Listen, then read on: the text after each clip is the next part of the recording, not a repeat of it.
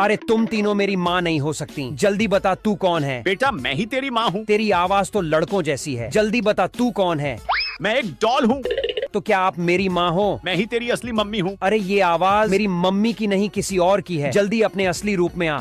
मैं एक मॉन्स्टर हूँ। ओए पुलिसमैन, तू मुझे बंद नहीं कर सकता। मैं अभी इस पिंजरे को तोड़ता हूँ।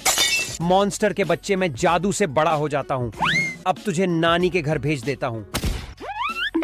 अब तुम बताओ, क्या आप मेरी माँ हो? हाँ, मैं ही तेरी पुलिस माँ